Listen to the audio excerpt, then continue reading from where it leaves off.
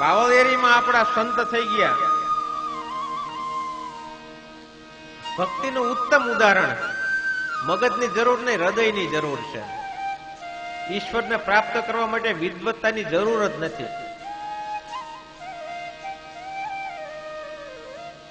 હૃદયને ખાલી કરી નાખો તો ભગવાન એમ કહે છે કે તમારા હૃદયમાં જગ્યા થાય તો મારી પાસે આવું ને ભાઈ.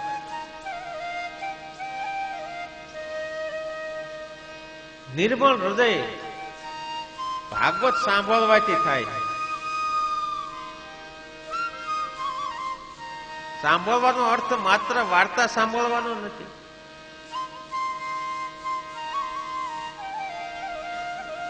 ચિંતન. આપણે અહીંયાથી 50 કિલોમીટર દૂર સમઢિયાળામાં એ ભક્તિ એ રંગ પકડેલો છે.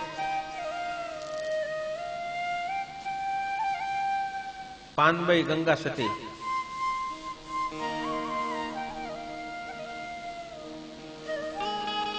એમની વિદ્વતા અદભુત, અને મારી દ્રષ્ટિએ એમની વિદ્વતા ભક્તિ થકી મળેલી વિદ્વતા હતી.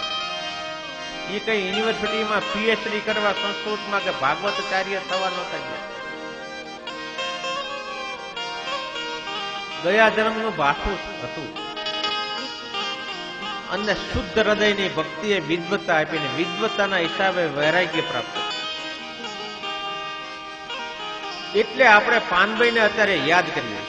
ये भक्ति रे करवी એને રાખ થઈને રહેવું ને મેલવું અંતરનું યભિમાન.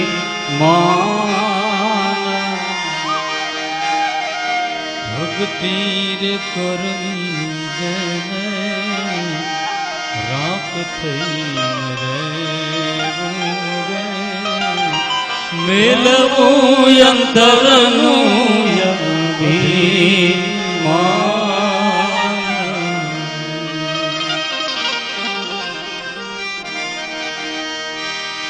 સદગુરુ ચરણોમાં શીશ રે નમાવીને કર જોડી લાગવું પાય. એ ભક્તિ કરવી એને રાખ થઈને રહેવું ને મેલવું અંતર